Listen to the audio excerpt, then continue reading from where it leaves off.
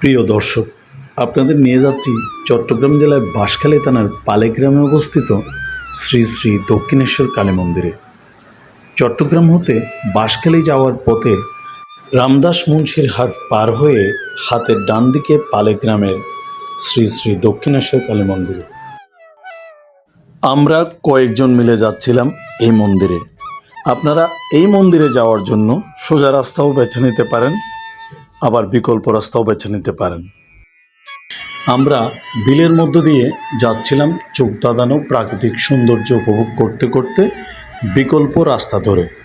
সে সময় সূর্য প্রায় পশ্চিম আকাশে হেলে পড়ছিল।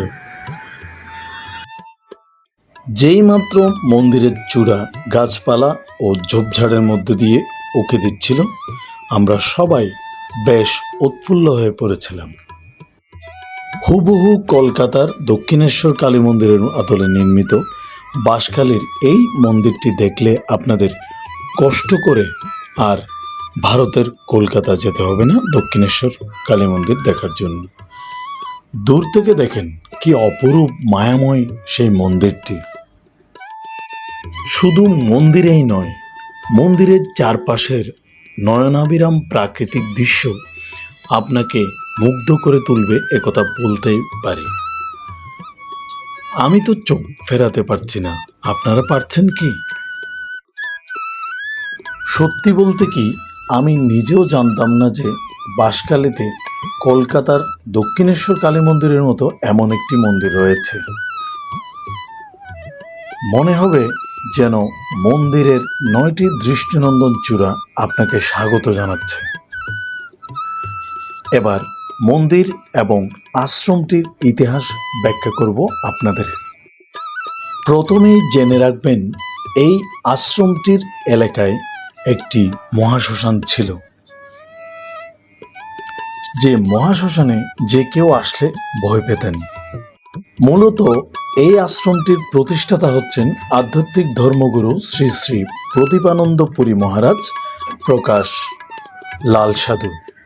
1390 বঙ্গাব্দ অর্থাৎ 1984 সালের দিকে এই আশ্রমটি নির্মাণ করেন। তিনি 10 বছর বয়সে বাড়ি থেকে নিখোঁজ হয়ে গিয়েছিলেন এবং ওনাকে পাওয়া যায় কোকদণ্ডির ঋষিধাম আশ্রমে। আপনারা নিশ্চয় জানেন, কোকদণ্ডির ঋষিধাম আশ্রমটি শ্রীমৎ স্বামী অদ্বৈতানন্দ পুরী মহারাজের প্রতিষ্ঠিত একটি আশ্রম। তিনি ঋষিধামে 2 বছর থাকার পর অর্থাৎ 12 বছর বয়সে চলে যান ভারতের আসামের কামরূপ কামাখ্যায়। অনেক বছর পরে ওনাকে কিছু স্থানীয় লোকজন খুঁজে পান চট্টগ্রামের বলুয়ার দিঘি মহাশ্মশানে। খবর পাওয়া মাত্রই পালেগ্রামের কিছু স্থানীয় লোকজন ওনাকে আশ্রমের এই জায়গাটিতে নিয়ে আসেন।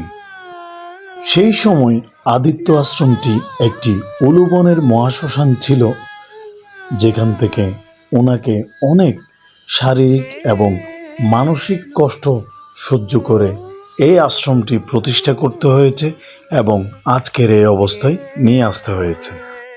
আপনাদের আগেই বলেছি, এই আশ্রমটি ভারতের দক্ষিণেশ্বর কালী মন্দিরের আদলে গড়া। কারণ বাণীগ্রামের একজন অবসরপ্রাপ্ত সরকারি চাকরিজীবী বাবু হিরণ্ময় ভট্টাচার্য দক্ষিণেশ্বর কালী মন্দির থেকে ছবি তুলে অগোচরে শ্রী শ্রী প্রদীপানন্দ মহারাজজিকে দেখালে উনি সাথে সাথেই এই ডিজাইনটি পছন্দ করে ফেলেন।